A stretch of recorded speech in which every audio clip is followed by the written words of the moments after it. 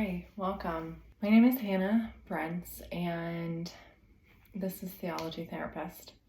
I'm super excited to have you here and to be here in front of the camera for the first time. It's a project that I think has been growing in my mind and something that I've been thinking a lot about, especially maybe during the pandemic. And that's where we are. We're in 2022, the very beginning, and so it's been 2 years now. And so I'm really excited about this project. It's one that gives me a lot of hope. I hope to share that with all of you. I hope to share my experiences, some of my training, my expertise, and then I hope to hear from you. I want to know how you engage with the things that we talk about. And I'm going to talk more about this, but I just think so often in life now we are on autopilot, and we go on autopilot without even realizing it, Here, I just want to create a space, for myself, for all of us, where we can stop and we can maybe pause that autopilot, take control at least for a few minutes, and really think about stuff. As a therapist, and I'll tell you more about that in a few minutes, but as a therapist, I find that that's one of the biggest things, is that we don't often give ourselves the space in life to think about what we really believe, what we want our lives to look like, what our values are. We don't create that space. And so we end up, a lot of times, I talk to people that end up, saying, I don't even know how I got here. Or one of the biggest things right after the pandemic was people saying, this was just status quo. And then the pandemic hit and the status quo no longer worked for me. And I don't think that that's an unusual experience, We have something now, we're living through something called the Great Resignation. I think that it's so common for us to go through life and to not even think about it, and to not look at whether our life is actually what we want it to be. Mary Oliver has that wonderful quote, so what are you going to do with your one wild and precious life? It's a whole poem. And it is, we get one, at least that we know, So I think that it merits taking a moment and pausing. I think that is one of the biggest benefits of therapy. Therapy is carving out space in your week to go and sit and really, really think about and dive in whether what you're living, what you're seeing is what you want to see. Okay, so that was my tangent about how it's so important, why it's so important for us to stop and think. I'm going to go back to the very beginning because I'm so chatty. That's what you'll learn about me. All right, so I am a native Texan. I grew up in Texas. Texas is near and dear to my heart. It is so funny to me now. I don't know if you have this, but I look back and I think about my childhood and I think about growing up, and I am just oh my God, it was a different world. It was a different place, a different me. I grew up in southern Texas in a very conservative religious environment. I grew up going to church 3 times a week, and I went to a private Christian school. And oh my God, I just was I remember getting into so many fights with my parents because I so badly wanted to go to the public school. So really religion or religious communities, it was my world. It was the only thing that I knew. I didn't know anything else. So yeah, I friends, everybody was sort of a part of this same fabric, the same sort of social makeup, if you will. Yeah, it worked because I didn't know anything else.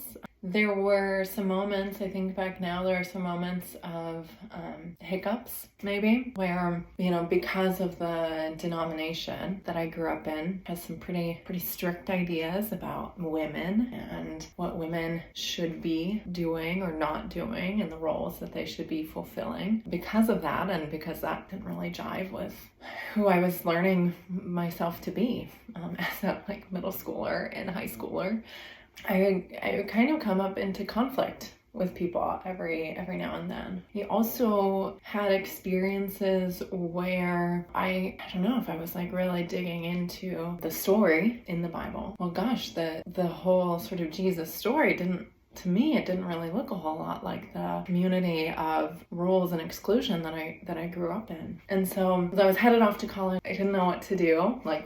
so many. And I could have picked anywhere, but I picked this tiny place in Nebraska, and that lasted a year, and it was great. But I ended up back in Texas, and I started studying youth and family ministry because I was told if I was interested in pursuing religious studies as a woman, I had to study youth and family because I would then have to be with kids. So that's what I was studying, but then I realized in my classes that I really hated all of my classes about pastors and churches and stuff like that, so I switched. And so my degree is in biblical text. I loved it. Was a lot of like classic study in like sort of learning ancient Greek and doing exegesis and with historical text, not just religious texts even. And it was awesome. I loved it so much. I remember being in my like Books of Moses class, which is the first 5 books of the Bible. It's Genesis, Exodus, Leviticus, Numbers, Deuteronomy. So I was in this class. And they were talking about, in this class, like the 5 or 6 different authors of these books, and I was like crushed. I was this, little like doe-eyed girl sitting in this college class with all these people who were like writer E and etc. talking about all these. Everybody knew about it, and I was looking around and I was thinking, they're talking about different writers. There was Moses. They're called the Books of Moses. I, in that moment, really sort of saw before my eyes like the faith, if you will, crumbling. And I went up to the professor afterwards. He was wonderful, very sweet. And in tears, and I was just like, I don't know what you guys are talking about. I was pretty sure that Moses wrote all of those, right? That was, I think, the beginning of something that we call deconstruction. I think that this happens a lot without us really even knowing that it happens. More often than not, especially in North America and Europe, places that are considered post-Christian nations, there's a deconstruction of faith that happens without our even knowing. I was taught, and I think a lot of us who are sort of given in more sort of like traditional or orthodox religious communities, you're given religion, you're taught religion as kind of like building a house, right? Where you have the foundation, and then you sort of you build bricks and you put things on top of it from there.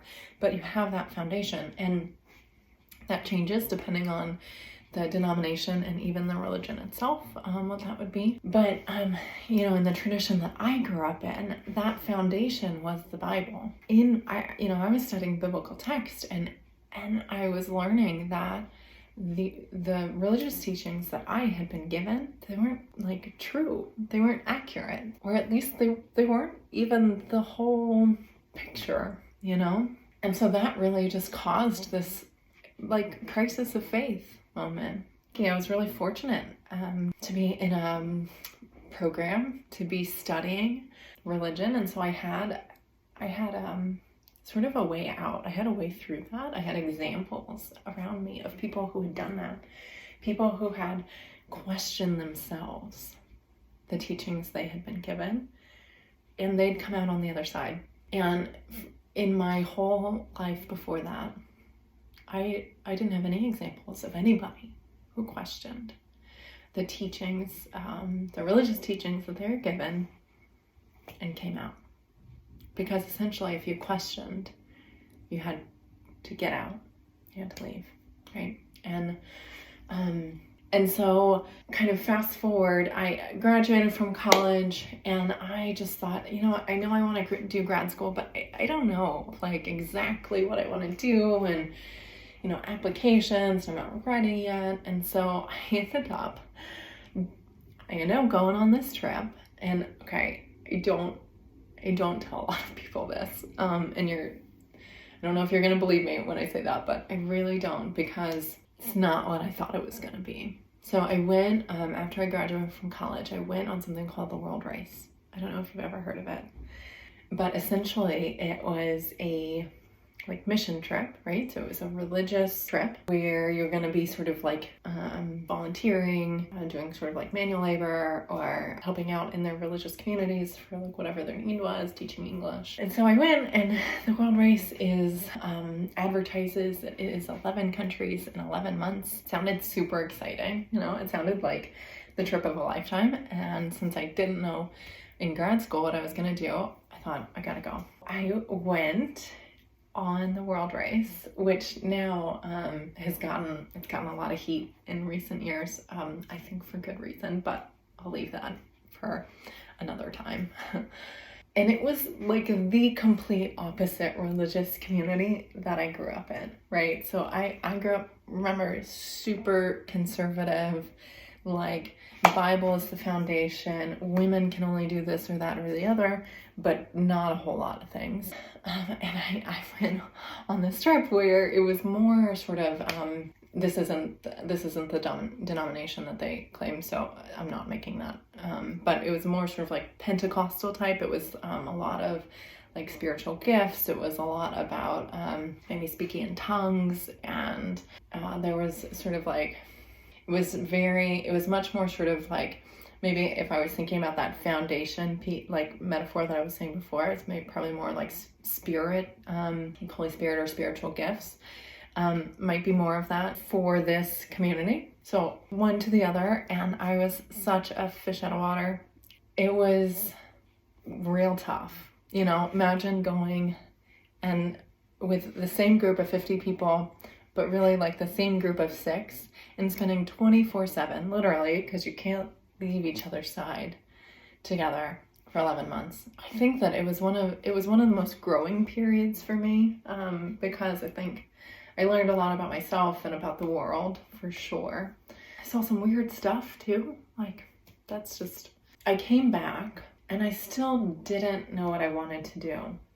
You know, I'd spent a year traveling, having like really strange experiences, and still like, you know, feeling like that idea of calling, right? We're thinking about vocation and calling, like still feeling in the dark with what my calling was. I was working in a church. It was okay. I had done it before, so I kind of felt like I knew what I was doing. I didn't love it. And I remember having this sort of dawning realization that I wanted more for me than sort of like where I was headed, that direction that I was headed. I already knew that I didn't like the whole church and pastor roles thing. I didn't like it. And so I knew that it was time. It was time for me to apply for grad school. I started applying for Master of Divinity programs. Comes down to it, and I decide to go to Boston University. It was the best decision of my whole life, probably.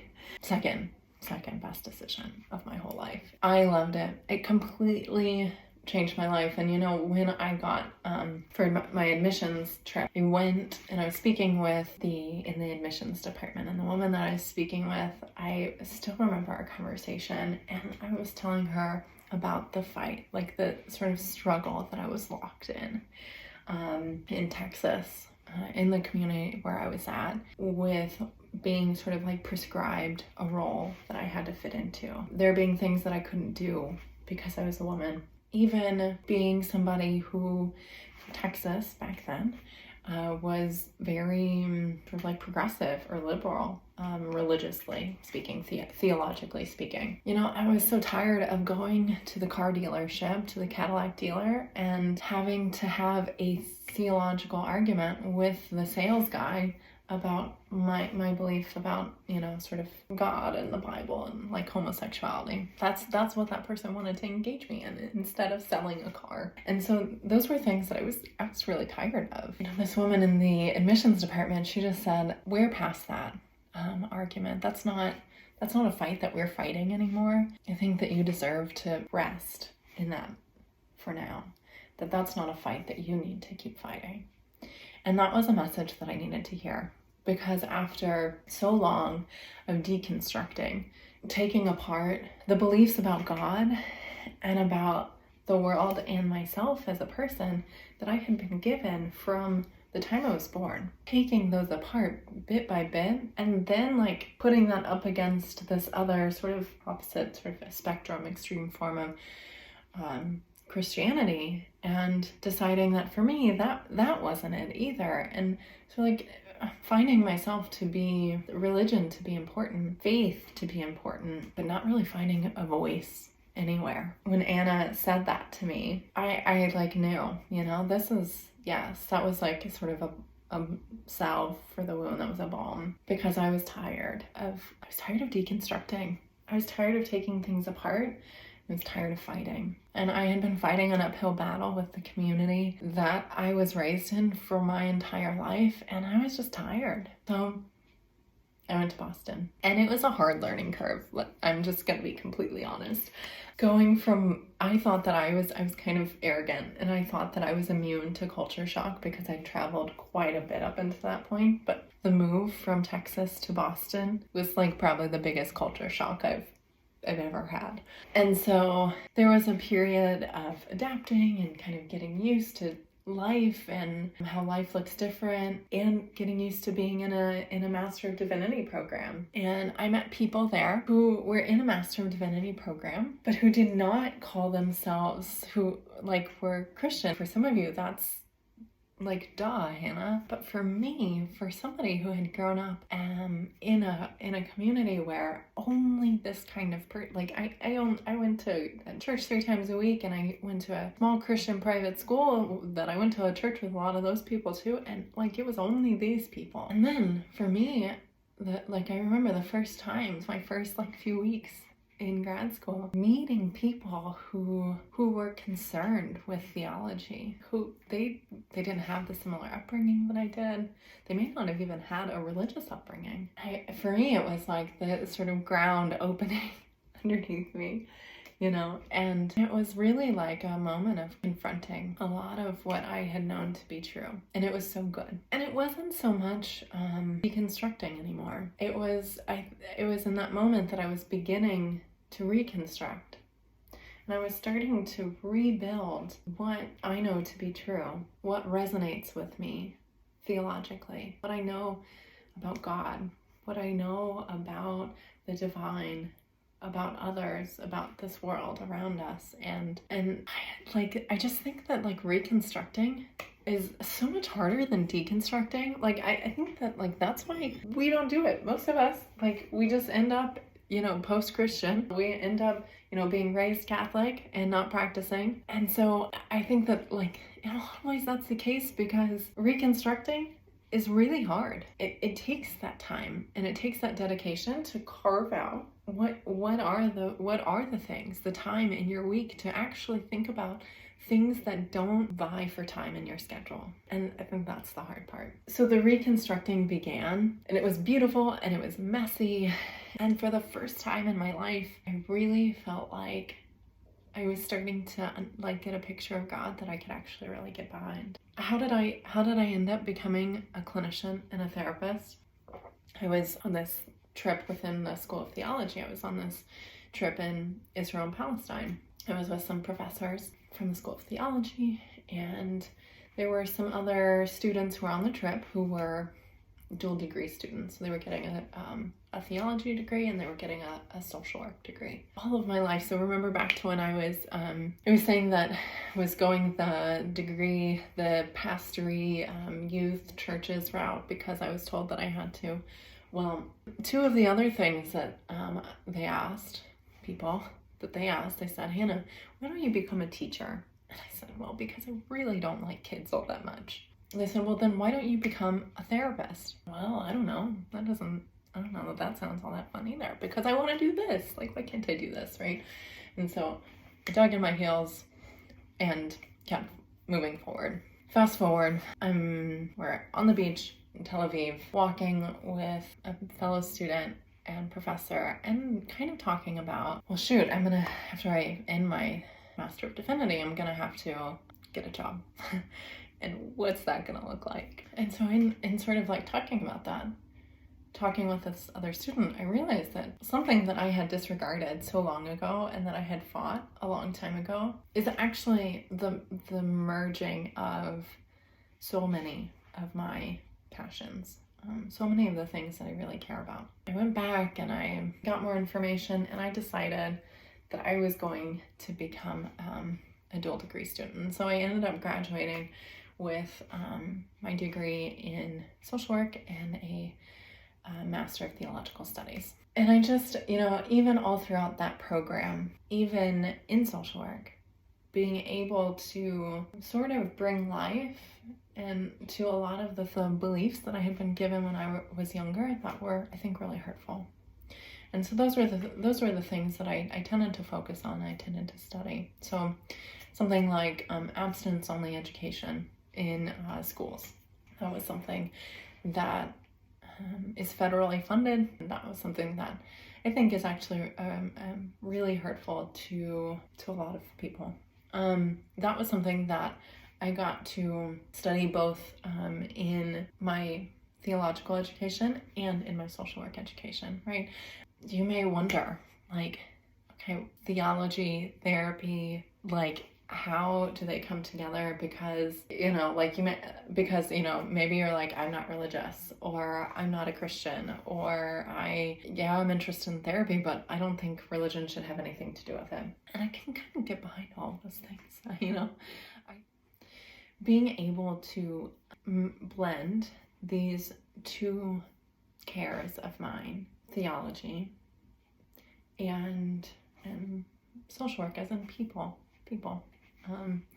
And taking the example that I gave of abstinence-only education, for me it was a huge blessing to be able to think about the sort of spiritual or the spiritual implications of teaching young groups of people abstinence only, right? And at the same time, being able to do the research, do the studies, and find out more of the social sciences behind that. What are the facts? What does research, what do studies say about how this is impacting the people who receive this message? And so it wasn't just about spirituality or our sort of psychological well-being, right? It was also about what are the real world implications? What are our behavioral responses to being a recipient of this sort of information? And so I think they were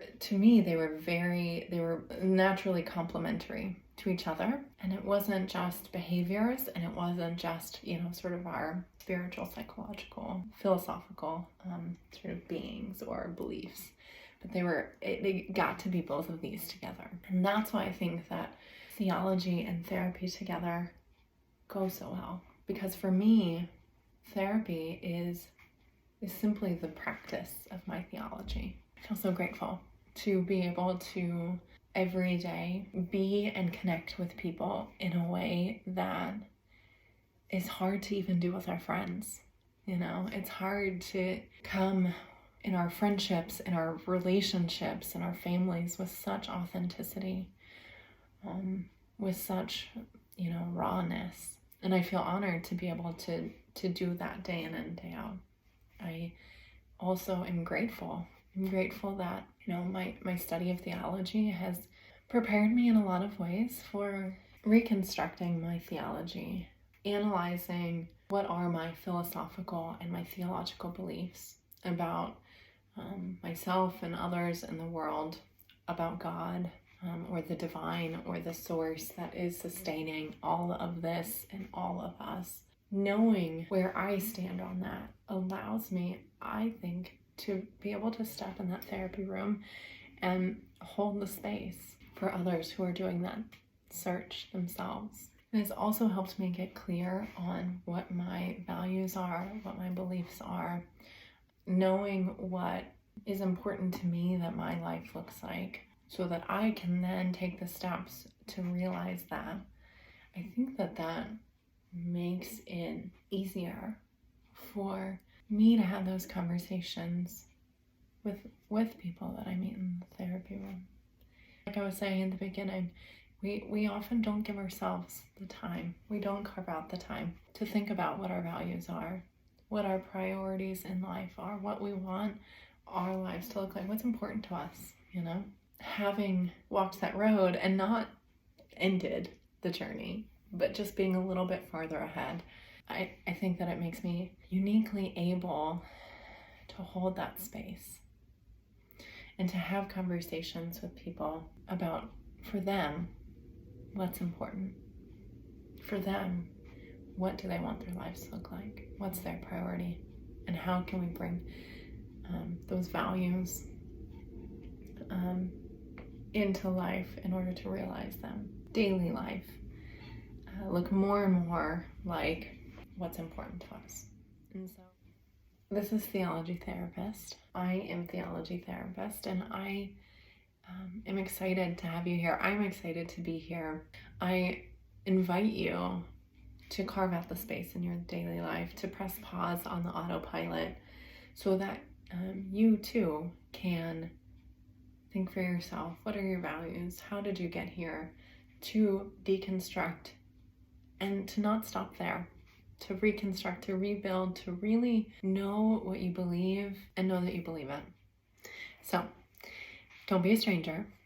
This was just a getting to know me about where I've come, who I am, what makes me able to be here to sit in front of you and to talk about some of these things. If you are looking for more, you can find me over on Instagram at Theology Therapist. Subscribe to the YouTube channel for all updates and upcoming videos. Looking forward to talking to you soon.